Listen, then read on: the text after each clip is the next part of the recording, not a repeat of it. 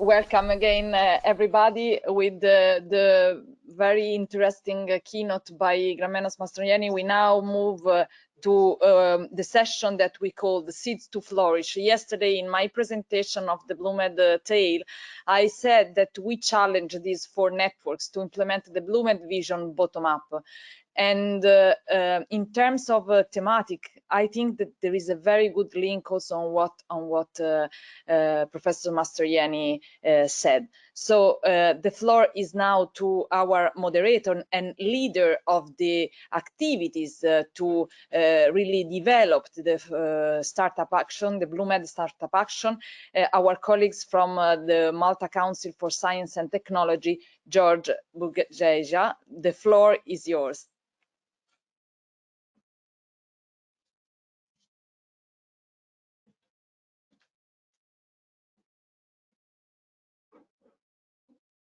Your microphone, please. Good morning. Can you confirm you can hear me? Yes. Yes, thank you. So before I start sharing my screen, I'll just give you a quick introduction. As Margarita mentioned, welcome to the session Seeds to Flourish, conversation with the coordinators of the BlueMed Startup Actions, presenting their feasibility studies. The respective startup actions worked on different topics, and all according to the BlueMed vision that was initiated through a bottom-up call.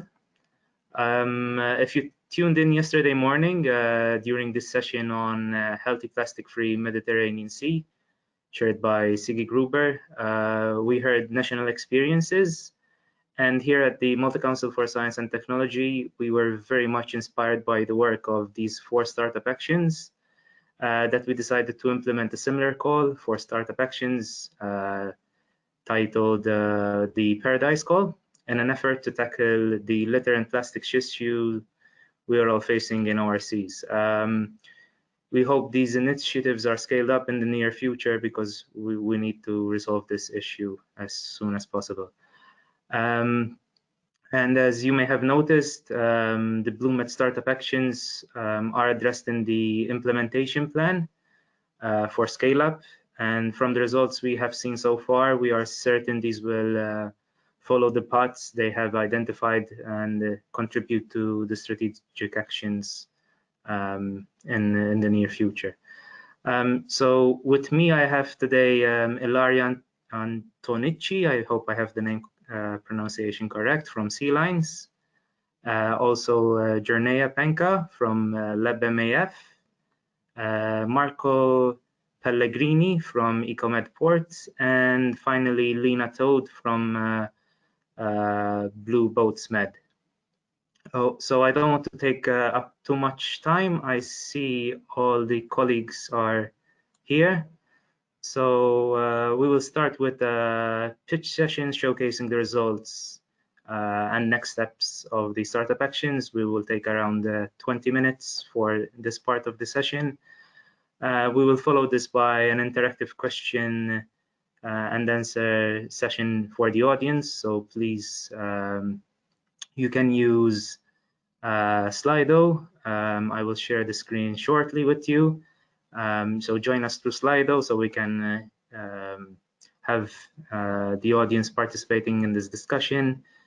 And finally, I just want to mention that after this session, we will have the opportunity for matchmaking coffee break, let's call it, in a separate room. We'll share more information about this through the chat. So in that breakout session, we will have SEALINES and LabMaf together.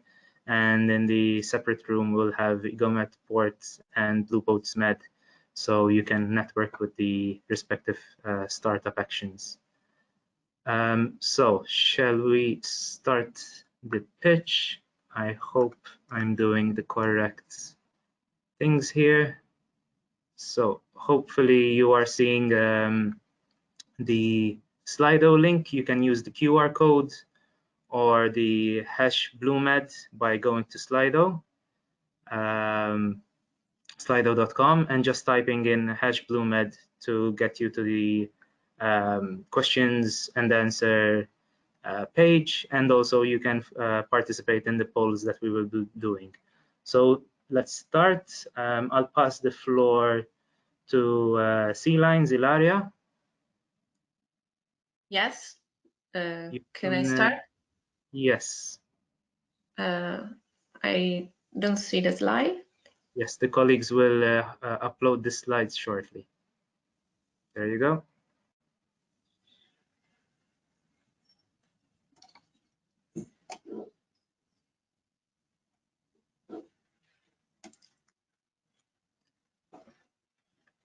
You have the floor, Ilaria. Yes, okay. Thank you, George. Good morning. I'm going to present our idea about the rethinking of offshore infrastructure for an energy transition. So I ask you, please go on with the next slide, okay? For what concern our network, we are 5 administrations, 7 research centers, 8 private companies coming from several countries like UK, Croatia, Italy, Greece, Cyprus, Egypt, and Tunisia. Turn the slide, please. We work on several BlueMed challenges for the promotion of an international offshore safety network in a cross-cutting way, for the definition of a case study for the governance of maritime space and marine resources, supporting the transition from traditional maritime economic to blue growth activities, for the implementation of innovative methods and technology for monitoring in understanding pollution impact, mitigation and remediation, for a train for blue professionals thanks to an education program. Please turn the slide. The main objective of our feasibility study is focused on an innovative solution for using an inactive offshore gas platform and its associated infrastructure as a scientific research hub, where an integrated energy system and innovative environmental monitoring methods are envisaged.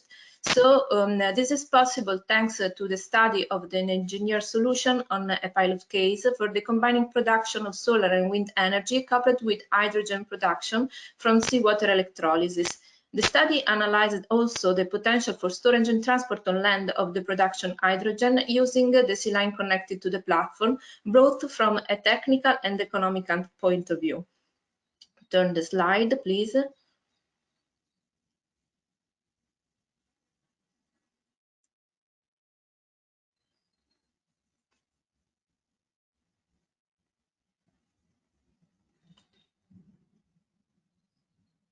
Colleagues, can you turn the slide, please?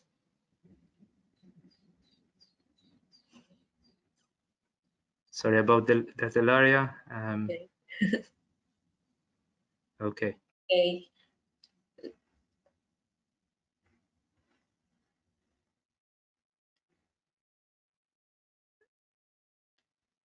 Okay, another important topic that thanks to our feasibility study we have highlighted is the proposal for an innovative monitoring in order to prevent seepage and leakage. This is possible thanks to the use of 2 innovative technologies. The first is the UPH2O chemical sensor realized by the Polytechnic of Turin that have installed on board an autonomous underwater vehicles, and it is equipped with a lab-on-chip microfluidic technology for fluid and flow management in situ analysis of the water sample. The second technology, next slide please, is the remotely operated vehicle named Europe, realized by the CNR, equipped with geophysical and geochemical sensor, which will enable high resolution in space and time repeatability of the underwater measurements. Next slide. The main results of our feasibility study are the definition of an overview of the current international regulation on the commissioning and reuse of offshore infrastructure, the demonstration of the added value in exploiting renewable energy generation by existing offshore infrastructure, the proposal of an innovative approach to test the possible reuse of an oil and gas platform as a research hub to integrate and test the renewable energy offshore system, and finally, the definition of the technical and economical feasibility of the reuse of existing sea line for transport and storage of hydrogen produced by renewable energy. Next slide. Furthermore, the results are that hydrogen transportation and storage using the existing sea line results as the most convenient scenario, because the cost is about €1 million, that the application of an innovative technology solution for monitoring environment and geohazard represent a new opportunity to guarantee safety conditions and to prevent environmental impacts, that there are also indirect benefits for the company reputation supporting energy transition policies. And all these conditions seems to define that the proposal represents also a good example of blue economy. For this reason, next slide, please. We are also thinking to a further scale up of the project in supporting the definition of a common international regulatory framework, in the application on a strategic test on a real case supporting energy transition, and in boosting international expansion of the network thanks to the implementation of new cooperation program. So this is all. Next slide. Thank you for your attention. And if you need more information, you can download our feasibility study at the link below. Thank you.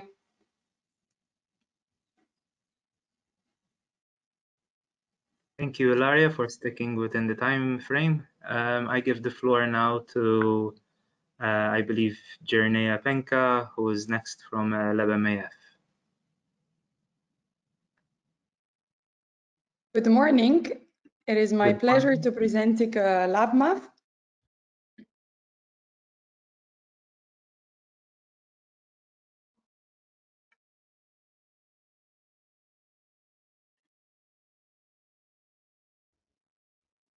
I believe there might be an issue with the presentation.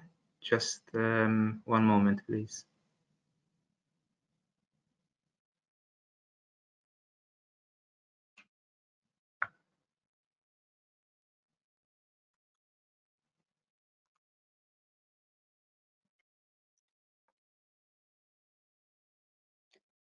Super. So small-scale fisheries are an integral part of the Mediterranean heritage and identity. Responsible small-scale fisheries are able to generate positive externalities and contribute to multiple indicators of sustainability. May I just suggest that the slide is switched to the first one?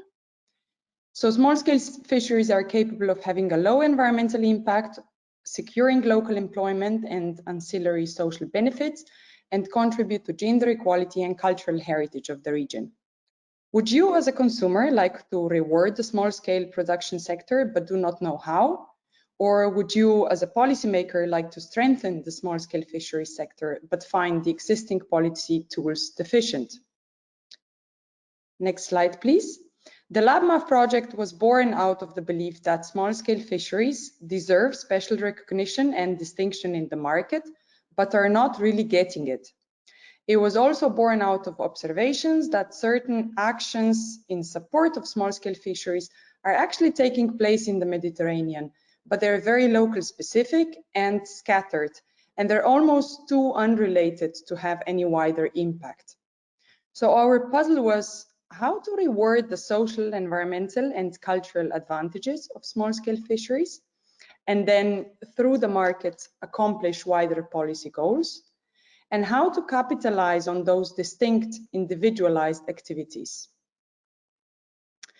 In the course of 1.5 years, we held 3 meetings, one in Slovenia, one in Lebanon, and one online, and they were open to the consortium or invited experts or anyone with an interest, as especially the last symposium was widely publicized and open to anyone. Additionally, I, as a coordinator, and another partner participated at the FAO Sustainable Fisheries Symposium to grasp the policy context of our project. And finally, a lot of work went into the writing of the results in their presentation, including through multiple online meetings.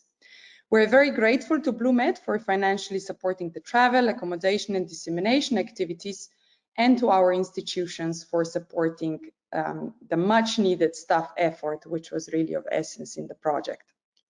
So what LabMaf essentially did is, first, we detailed the weaknesses that lead to the marginalization of small-scale fisheries product in the market. We identified innovations that respond to these challenges, such as efforts to raise visibility, marketing, branding of products, or efforts that reorganize the existing supply chains of small-scale fisheries. We also classified these responses in order to discover potential for systemic change. Thirdly, we explored options for how best practices can be scaled up, and we justified why these practices should be scaled up. By connecting existing different market initiatives and encouraging new ones to take place within the suggested framework, we seek to contribute to sustainability in food systems, fisheries management, and the implementation of sustainable development goals, and actually quite a number of them.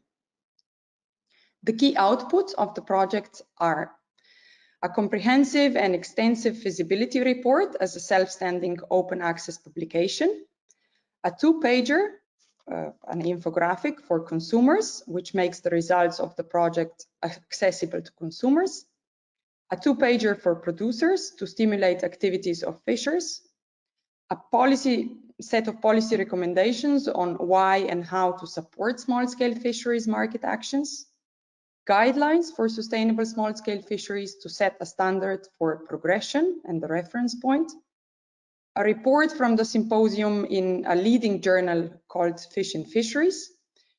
All of these outputs are accessible on the website of the project at labmaf.com or labmaf.eu. And additionally, we have a scientific article in a peer-reviewed journal, which is currently under review. Thank you very much. Thank you, Jerneja. Next, we have Marco Pellegrini from ECOMEDPORT. Marco, the floor is yours. Can you hear me? Marco, can you hold the mic closer, please? Yes, the microphone should be on. Can you hear me now? Yes. Okay, perfect. Thank you. I'm Marco Pellegrini from Bologna University, and today I'm going to present you the results of ECOMEDPORT Startup Action. Can you turn the slide, please? The action involved 5 countries and 5 partners: the University of Bologna, Trevi, as a co-lead, the Institute National de Science and Technologies de la Mer from Tunisia, Al Midan, that is an NGO from Lebanon, and Hydronomic Consulting, that is a private company from Greece. Can you turn the slide, please? What is about ECOMEDPORT? It's about an issue that is very common in the Mediterranean area for both ports and harbors, which is sedimentation that often hinder the navigability of ports, and that is currently solved by a well-known and effective technology, that is the dredging, which has some drawbacks that are high environmental impacts, high cost, especially for small ports and harbor, and also it is a system that cannot solve the problem, but only for a limited time. So what we try to do within this ECOMEDPORT startup action was to spread the word about a novel technology developed in Italy, which can have replication in other Mediterranean areas. Can you turn the slide, please? Few words about the technology, how it works. It is a complete different system in comparison with dredging. With the technology called ejectors plant, we continuously remove the sediment that is settling in a certain area. So we don't expect that the sediment settle down and then removed in the next time, but we continuously remove it while settling. We can do it by small and simple devices that are located on the seabed. We call them ejectors. They are fed by pressurized water with a feeding pipeline, and each ejector is connected also through with a discharge pipeline that convey a mixture of sedimented water that is sucked by each ejectors through the Venturi effect. So it's a kind of vacuum cleaner that is located on the seabed and continuously suck and convey the sediment in another location. Usually what we did is to convey it in a location when the sediment can be picked up again by the main current, the natural current. And so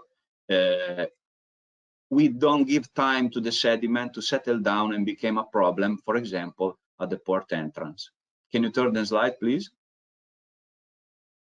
So what we did is to follow a strategy based on 2 pillars to aim the replicability of the technology. First of all, we organized 3 events.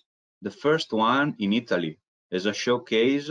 So we give the opportunity to experts, in particular from Lebanon and Tunisia, to visit 2 installations that are now running with this kind of technology. And then the idea was to engage local stakeholders for electrification. Due to the COVID spreading, it was not possible to have a physical meeting in Lebanon and Tunisia, so we organized 2 webinars. And here you can see some results in terms of participants to the events and also stakeholder engagement in Tunisia, Lebanon, and Italy. Can you turn the slide, please? And then we also work together with the experts and the stakeholders in the identification of 2 sites for potential replication. One is the port of Tripoli in Lebanon, and the other one is Souk Harbor in Tunisia, that is in Jerba Peninsula. Can you turn the slide, please? And with this feasibility study, we have a preliminary rough estimation of main technical characteristic of potential installation in the 2 locations. So, for example, number of reactors, location, cost of the investment, and obviously the cost in terms of operation and maintenance per year, including the energy consumption to pump the water and feed the reactors. So here you can see 2 simple applications, one at the enter of the fishery ports in Tripoli port, and the other one to protect the docks for the sedimentation that is produced by vessel approaching to the docks. And you can turn the slide.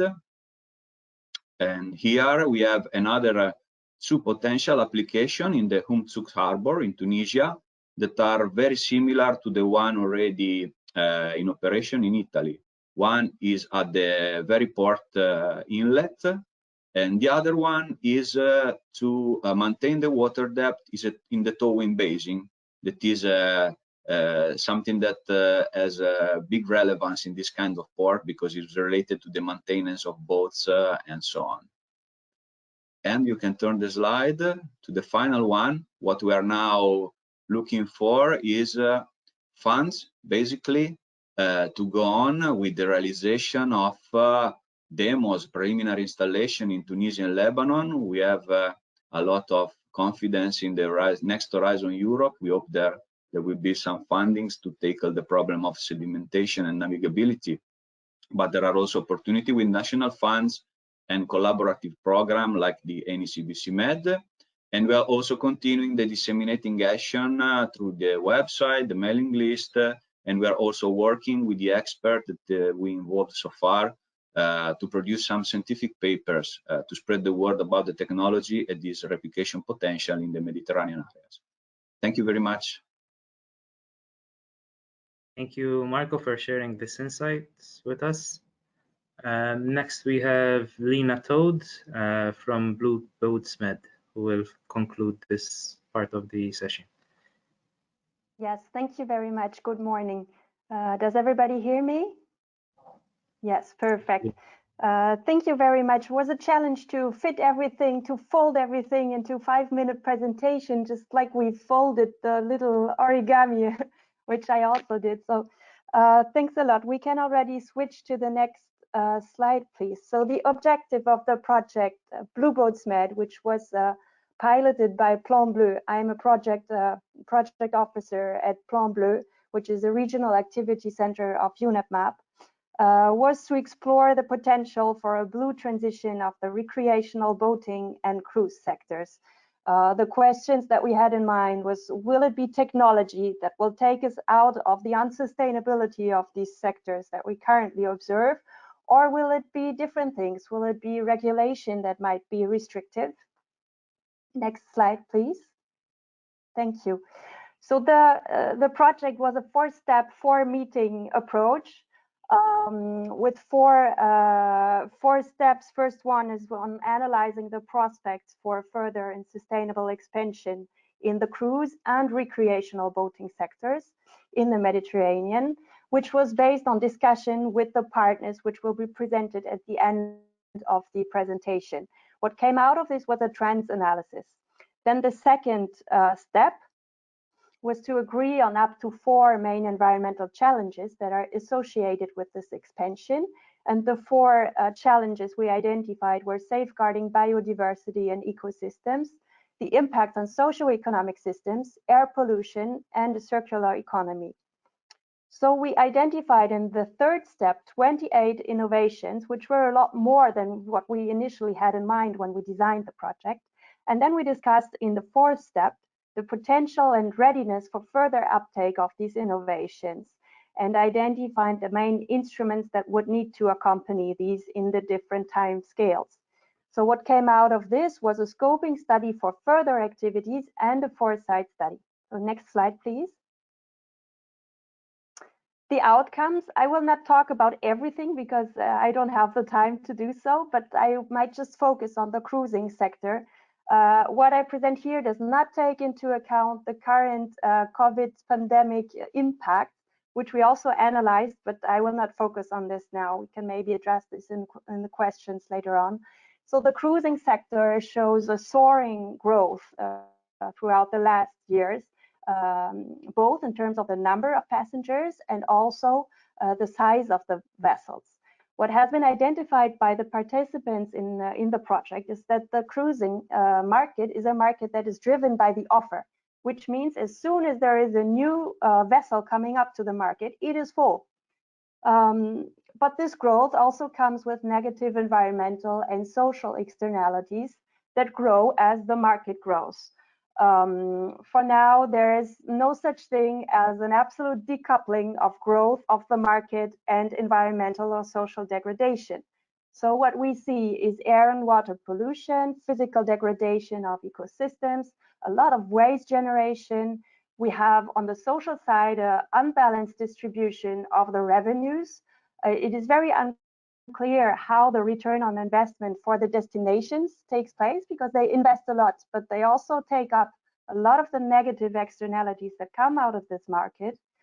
We also find saturated destinations that create social problems locally and a general increasing social unacceptance of the cruise activities in the destination. Some of the identified innovations within the project were shore power, new types of fuels, capping numbers of passengers or capping numbers of vessels and destinations within the carrying capacity notion, or establishing no-go zones. Future actors and factors that will influence the sustainability of the cruising include, of course, the current pandemic and how this will carry on in the future, but also other things like geopolitical circumstances or overall security, and air traffic, which is very important because the cruise sector depends on air traffic. So as long as we don't have strong air traffic, we cannot have strong cruising. Let me just touch a little word on the recreational boating because it's very interesting. Here we have rather a stagnating market, which is very conducive or might be conducive to structural change at this point of time. We have a generational change of boat owners. So the traditional, the lion's share of the boat owners are stepping out of the market, let's say it like this. And the same is true for the boats, which come to end of life more and more in the Mediterranean. So this is a segment where we might actually see structural change in the coming months. Within BlueBoatsMed, we collected a number of innovation trends, opportunities, and we created a space for discussion of different stakeholders, private sector, scientists, institutional sector, etc., future of cruising and recreational boating in the Mediterranean. But yet the project did not allow us to give a clear statement about the potential for a blue transition of these sectors. The reason for this is on the next slide, please. Yes, like a famous baseball player, Yogi Berra once said, if you don't know where you're going, you'll probably end up somewhere else. And this is the issue that we faced here within BlueBoatsMed. The sustainability transition, it can only be designed and operated if the landing point, the very definition of what sustainability means for the cruising and recreational boating sector is clearly defined. And setting the objective at reaching sustainable sectors, like we see often, or identifying innovations that will foster the transition towards sustainability, they actually might not lead to only lead to marginal reductions of the degradations we were talking about earlier. And they are likely not to be enough to engage into the needed profound changes of these sectors. So what we need are clear sustainability goals that have to be defined, and we need to show the magnitude of the required change to really turn into sustainability. And to get everybody's buy-in to participate into this, these goals must be elaborated collectively together in a participative and inclusive way. And it will have to include both the technological solutions we showed in the beginning and the regulation. Now, what we're doing now as PlanBleu is to work on the elaboration of guidelines for the sustainability of cruises and recreational boating in the Mediterranean region. And these guidelines will build on BlueBoatsMed results, which are very important for this, and experiences from other projects. And here I would like to cite 3 InterRegMed projects, which are the Blue Growth Community, the Sustainable Tourism Community, and the Mediterranean Biodiversity Protection Community, who will capitalize their results also in this guidelines project. And we will also benefit from the support of the Barcelona Convention UniBO system in this guidelines project. The guidelines are planned to be developed in the upcoming months, and a multi-stakeholder working group is already in place. So we can switch to the next slide, please. So if you want to follow the process of the definition of a common vision for cruising and recreational boating in the Mediterranean, or in reading the full BlueBoatsMed Foresight report, let's keep in touch. I think we virtual coffee session afterwards where we can discuss even further just after the questions and answers session. And I would like to thank everybody who participated in this project. I tried to name everybody on this slide. I hope I didn't forget anybody. So all of your contributions were very valuable in this project. Thank you very much. Thank you, Lina, for presenting your startup action. I invite back the other 2 colleagues. So welcome back. I'll share my screen and get this out of the way. So quickly I'll try to do this. So I invite all our participant and audience to join us on Slido, even the panelists, colleagues. You might see me using my phone. That is because I'm moderating the Slido. And I also remind our CNR colleagues and technical team behind the conference to share any questions received through the chat. So basically, we already have 2 questions here, but I'm going to start off with a question myself to Ilaria. Ilaria, what are the items to improve about the regulatory framework on hydrogen storage and transportation? Okay, so the feasibility study highlighted many gaps in the existing regulatory framework. At first, for example, the need to update the national regulatory frameworks on the commissioning, because at this stage they do not consider the possibility to reuse an offshore infrastructure For this reason, we can consider the Ministerial Decree 2019 of Italy as a technical reference at the moment in the international framework.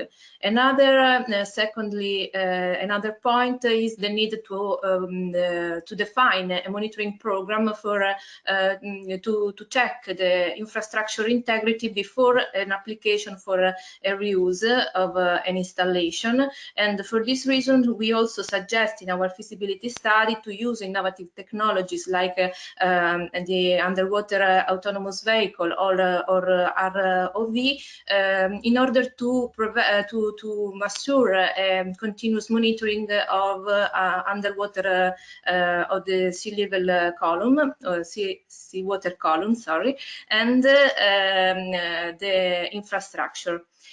Finally, another important point is to define a common reference at European level for the dimensioning of offshore infrastructure for the reuse, for example, of sea line for the hydrogen storage and transportation.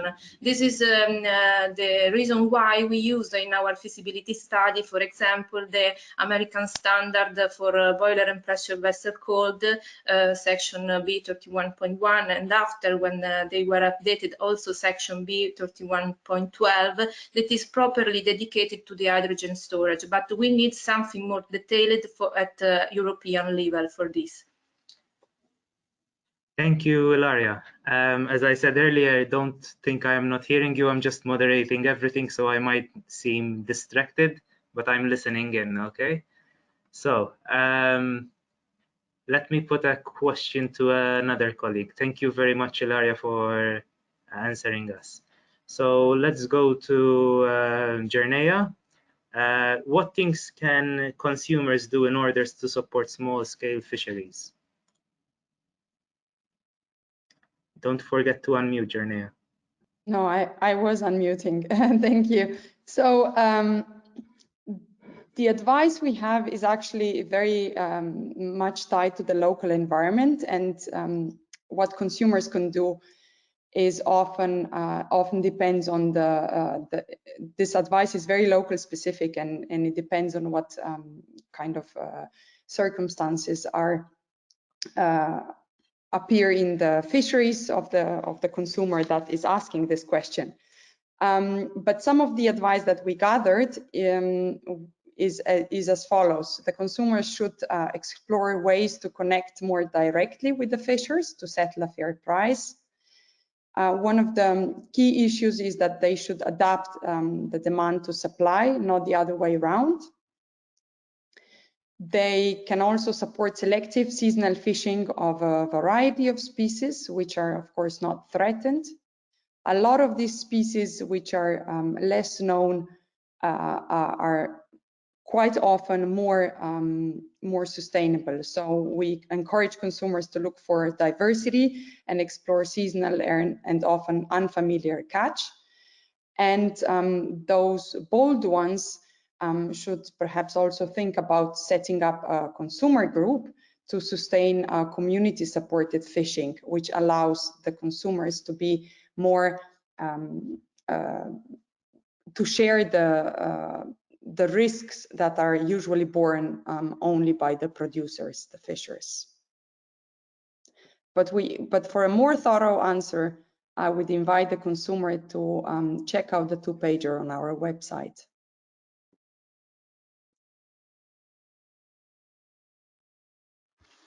Thank you, Jerneja. Sorry, I have the mute button on another screen, so it's a bit difficult. Thank you for sharing that, Jerneja. Next, I'll put a question to Marco. Is the technology less impacting on the marine environment than dredging? Yes, it's less impacting, and it is mainly related to the way we tackle the problem of sedimentation. Since the system is continuously removing the sediment, while the dredging is taking it away in a short time, the impact is completely different. we have a long-term monitoring in the installation in Cervia in Italy. And what we have seen is that, for example, there is a huge impact in terms of lower impact on the invertebrates and also in the number of species that are present at the inlet of the port, because in Cervia we have this system operating at the inlet of the port.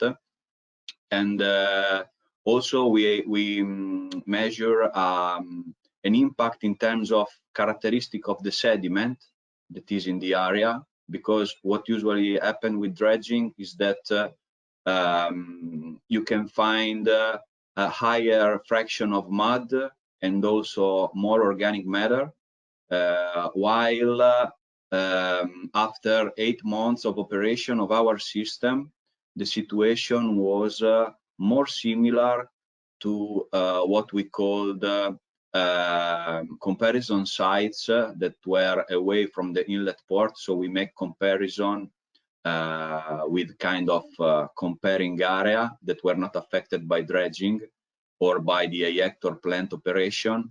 And we found that before the installation and after dredging, the situation was very bad, while after the operation of the ejectors, the situation was kind of recovering the same number of species, the same characteristics in terms of sediments, and the same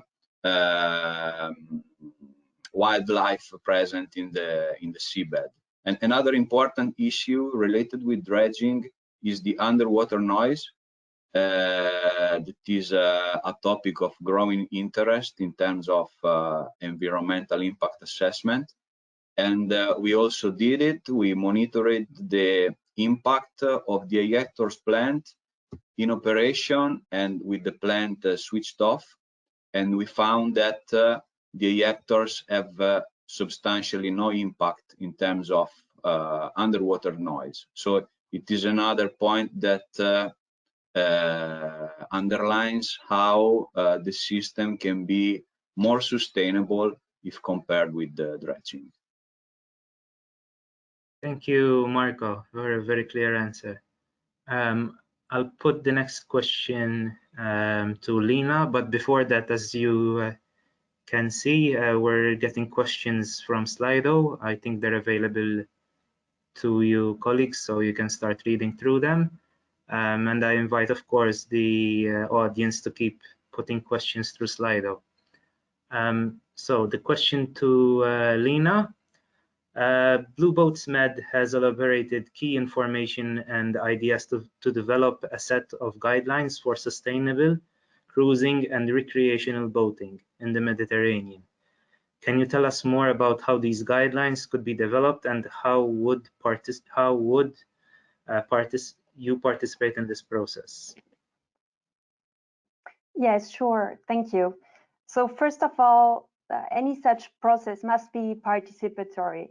That means that we need to involve all the relevant stakeholders in designing what we could consider a new society project even concerning cruising and recreational boating in the Mediterranean. So for this, PlanBleu already started to create a multi-stakeholder working group for the guidelines initiative, where we have different types of stakeholders involved, and this is really key for doing anything else. Then we also really would like to capitalize on existing information, and therefore we are quite well placed because we now have the information from BlueBoatsMed, but also from the other 3 Interreg projects I was just talking about earlier. And we have the support from the Barcelona Convention system, which is great as well. So in terms of knowledge of from where we start to develop these guidelines, I think we are quite well prepared, and the different stakeholders that will participate in the initiative will also come with additional information. So this is key as well. So we have many stakeholders who participated in BlueBoatsMed or the other initiatives I was just mentioning, who will participate also in this working group for the guidelines. We have a first table of contents that has been established, but which now needs to be discussed and augmented with more knowledge, with more ideas, and the definition of the landing point, which is very important. And I was talking about this during my presentation. So where should the guidelines lead us to? What does it mean to have a sustainable cruising, or even a zero pollution cruising? Because we know that it's physically not possible to have a zero pollution cruising. So what does that actually mean? What are the actual changes that we need to undertake? What is the magnitude of each change in the different impacts that we see from the sector? So there will be trade-offs. There will always be some people who will not be happy about defining something that would look like sustainable cruising or recreational boating. And this is why we need to negotiate with the different stakeholders on what would be an acceptable goal, concrete goal, objective for everybody. So it will be really a matter of negotiation within the working group who will lead this guidelines project. Thank you. Thank you, Lina. I know all of you feel that there is a lot to be said, and we only have a finite time that we can share our experiences. But let's start taking some questions from the audience. So we have one with 3 votes up, which is the question is regarding the presentation on sea lines. The case study you presented is the only option available to test renewable energies into the sea. So go ahead, Ilaria, if you want to answer this question. Yes, okay, thank you for the question. What is really important to say is that our idea is designed on modular basis. So, and the technical model is also studied to host several kind, the integration of several kind of technologies. So this means that the application could be adapted to the customer site needs to reach the best performance and cost depending on energy network availability and the energy demand in terms of flexibility and scalability. So in this way we can have more option, not only the one that we studied, but for a further scale up we can also consider other options, like for example the possibility to use this system in order to decarbonize an adjacent platform still in operation by replying the fossil fuel production with the production of electric power by renewable energy like wind, solar, and wave. And this is only one option, but we can have more than one. Thank you, Ilaria. You also addressed the follow-up question, which I'm highlighting. So thank you for answering both. So next question is from Fantina. Regarding BlueBoatsMed, do you intend to include also guidelines concerning the underwater noise reduction? Yes, thank you for this question. The idea of the guidelines is really to have a systemic view on the market and on the different impacts that are linked to cruising and recreational boating. So yes, absolutely. The idea is also to include underwater noise as an impact and on finding ways to mitigate and to include this in the overall guidelines project. So absolutely, yes, we will take this into account. If you want me to, George, I can also say a word about the Antoncecchi question. Yes, go ahead. Should I go for that? Yeah, because I think I'm quite well placed to talk about this being part of the Barcelona Convention system. Within the Barcelona Convention system, we do have a roadmap towards the potential designation of the Mediterranean as a whole as a SECA. So NECA is not yet included in that roadmap. It's about SECA. And this is an ongoing process. There are studies currently underway that have been asked for specifically by the contracting parties of the Barcelona Convention, so all of the Mediterranean Rim countries and the European Union. And so yes, this is something that is ongoing. It's being supported technically through these studies. And it's also going to be a major discussion at our next COP of the Barcelona Convention in December, which will take place in Antalya, I hope physically this time. Yes, so I think that gives some answers to that question too. Thank you, Lina. So I'll keep the same question there, and I'll pass to Jerneja, since you're the next person on the screen for me, to answer the same question. If you feel you can respond to this. No, I can't respond. I know I'm not part of the system, and I prefer not to respond to this. No problem. But I had a question for Lina, if I may, if this can be intra-panel conversation. I mean, I typed it, but I was wondering, how was what was the attitude of the cruising industry in your discussions? I guess they are the elephant in the room, and I'm sure you involved them. So I was just curious about how responsive and how cooperative they are. Yes, the cruising industry, what we need to keep in mind is that they have very long planning periods. Let's say if we decide to construct a new vessel, it will take, I don't know, 10 years or maybe even longer to actually have it on the market. So they actually need to anticipate a lot. They need to do foresight on what can potentially change in the future. So they're very interested in following up on these issues, because just in their regular SWOT analysis, let's say, that they would do for their business, they need to take into account potential future changes. And many of them will probably come from the regulation side, right?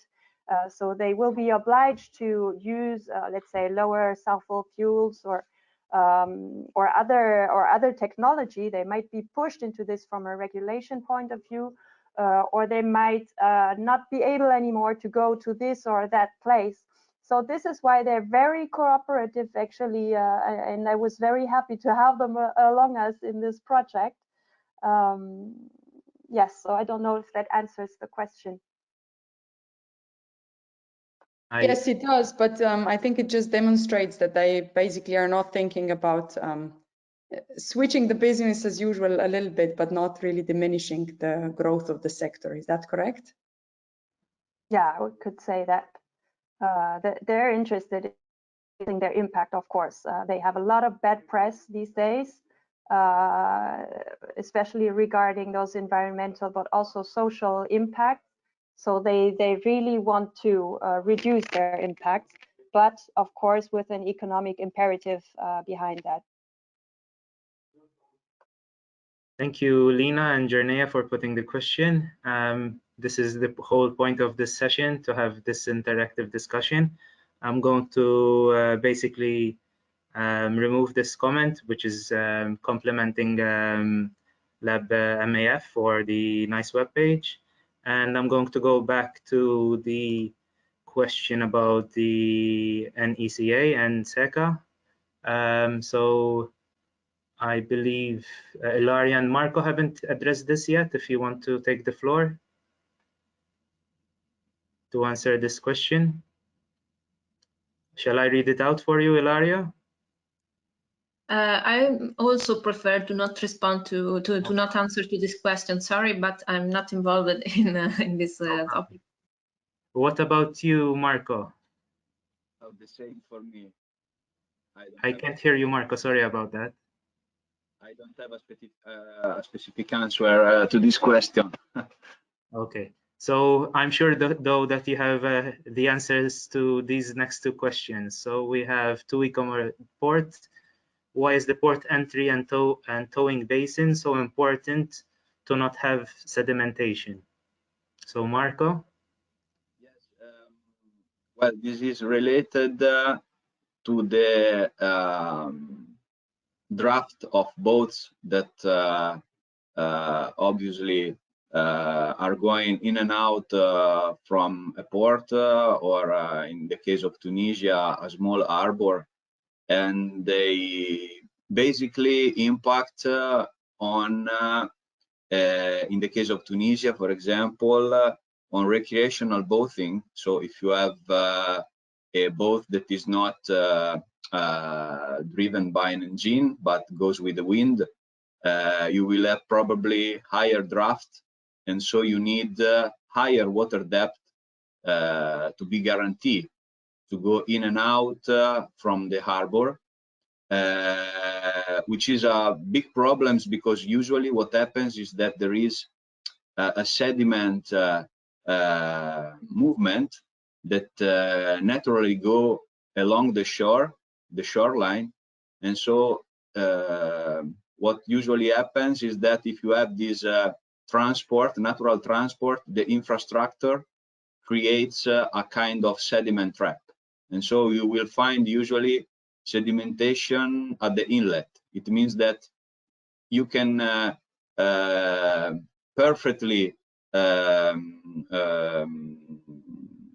navigate with your boat out of the port or inside, but you cannot enter or going out, which is obviously a mess.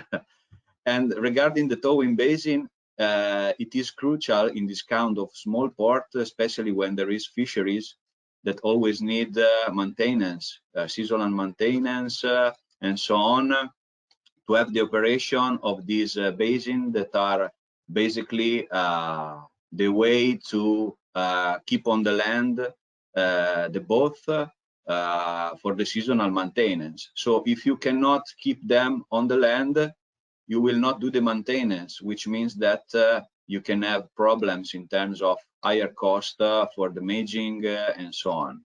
So it's really important for the economy of a small harbor to have obviously the inlets and also the towing basin in full operation. And regarding the relation with the dredging companies, we are looking for partners, because indeed our technology is not a substitution of dredging, but it should be seen as a great integrated system, because we think that dredging should be used for what we call extraordinary maintenance. So if you need to remove a lot of sediments in a few days, dredging is great and can do a great job. And if you need it for capital dredging, obviously, which means realizing new infrastructure, new ports, you cannot use our system. Our system can be very effective if you have specific location with a sediment rate that is well known and can have great impact on the navigability of your infrastructure. So the integration of the two technology, the dredging and the ejector plant, should be the solution for a sustainable management of sediment in port and harbors. And we're looking for companies interested in making this kind of joint venture, I would say, to create a new way to address the problem. Thank you, Marco. Although there is another question for you, let's leave the questions here for now, because we're running out of time. Actually, I think we only have 2 minutes left. So I'm going to start a poll, which I am sharing here. So I invite you, the panelists and the participants, to use your devices, either the mobile phone or the computer you're using. Just go on any browser and type in slido.com, #BlueMed as the code. So just type BlueMed in and you will come to this poll, and I invite you to answer this question, which is, in your opinion, how soon do you think that the cruise sector will recover from the pandemic impacts and transition towards a resilient and sustainable industry operating at the same level of pre-COVID times?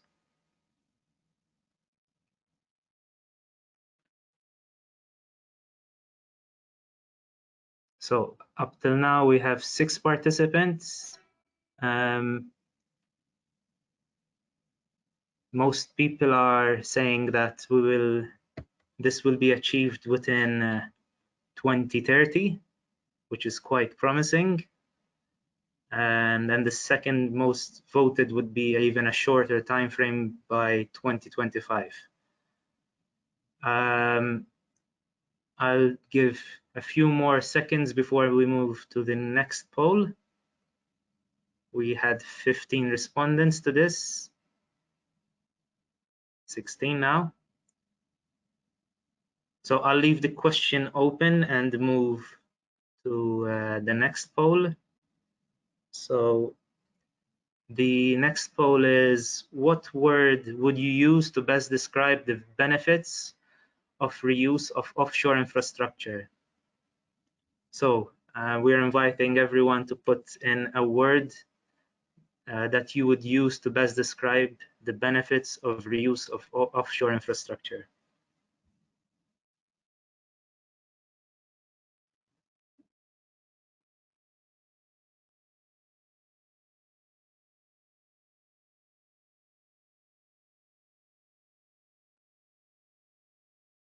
So most participants are saying smart.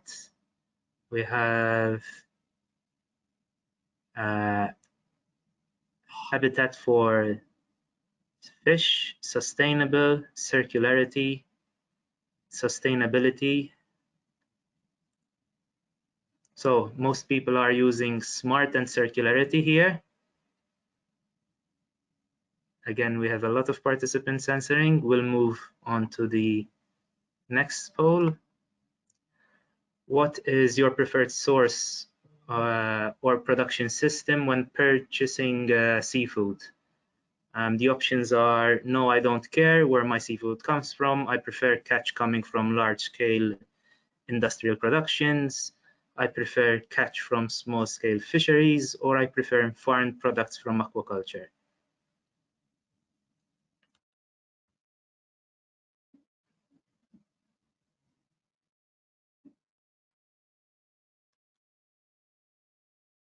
So most participants are saying I prefer catch from small-scale fisheries.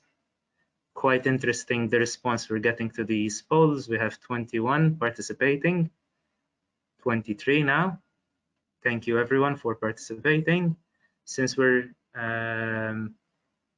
going a bit over time, I have to go fast through these. So we'll move on to the next poll. How would you know about the source or production system when you purchase seafood?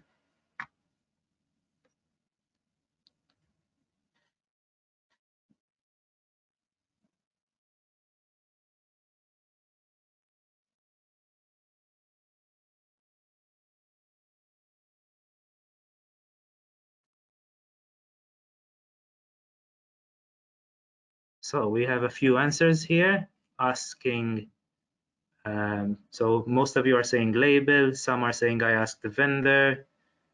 Ooh, a lot of responses, quite difficult to tell you what I'm seeing. So most of the people are saying the label, the quality, label with obligatory consumer information, shop infos, asking the vendor, I buy from local fishermen, buying from the fishermen again, asking the trusted shop. So for the most part, we're all answering in the same coherent way. So yeah, which is interesting. It's interesting because actually the label and the obligatory information that needs to be put on the label doesn't provide you the information of the production system. In some cases, you can't know whether it's coming from a small scale fisheries or not. And then often labels are not even there's a lot of missing information. So these answers are very important to us. Thank you. Thank you, Jerneja, for sharing that. And to the rest of the panel, please feel free to comment on any of these polls. If we still have time, we'll go back to them, but I don't want to take up too much time of our coffee and networking because we've been over an hour now. So the next poll is, in your opinion, how important is the marine flora and fauna in the harbor inlet area? So basically, you have to give a rating. Most of us are saying that it's very important. I tend to agree with this. So this basically aligns with the work of ECOMEDPORT, where any dredging and removal of sedimentation should be considerate of marine flora and fauna. Thank you everyone for sharing your answers and contributing. We're also getting more questions. What we can do is address these questions in the breakout sessions. So let's move on to the next poll. How would you define the benefits of this innovative technology for sediment management in ports and channels in one word? So I think here again, we're talking about the ECOMEDPORT technology, and how would you best describe the benefits of this technology?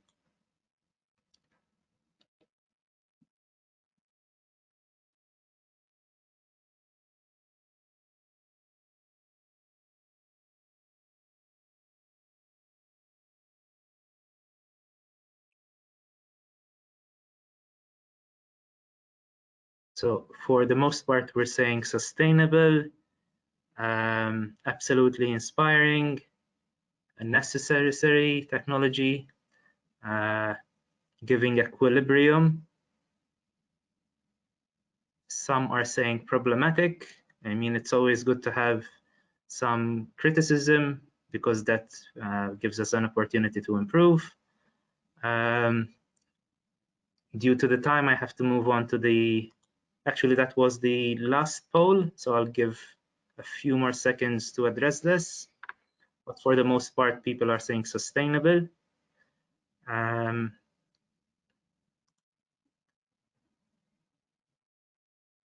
quickly go back to the first questions because we still had answers coming in. So the answer remains the same here. Here again, for the second question, we had circularity. On the preferred source of seafood, mostly everyone agreed that it was the small-scale fisheries. And on the production system, where we had a comment from Jerneja, clarifying that the label doesn't really clarify what is the source. Quite important, maybe this should be included in the labeling. And the question about the flora and fauna, I think everyone has agreed that it's quite important. There's no one saying that it is not, so quite clear. And finally, with regards to the technology developed through ECOMEDPORT, SUA, we are saying that it's a sustainable technology. So I'll go back to the questions and answers, but I will conclude this session here because we're out of time, and I just have to ask the technical team how we will transition to the separate rooms for networking. So Margarita, can you explain this, please?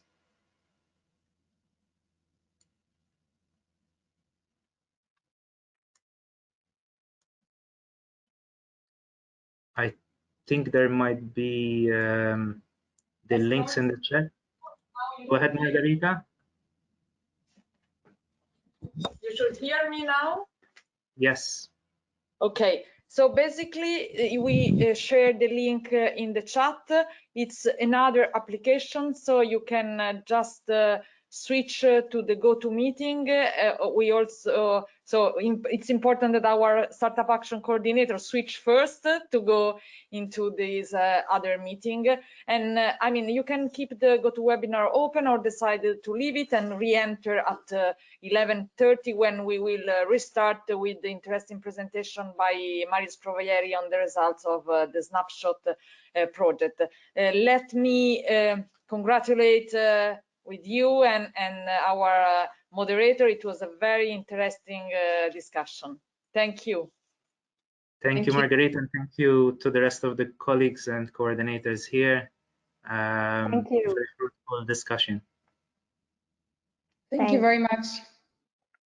So we'll leave the audience here, and for the remaining questions, please, the coordinators take note of this, so you might be able to answer these in the separate session. So I'll try to jump quickly to go to webinar.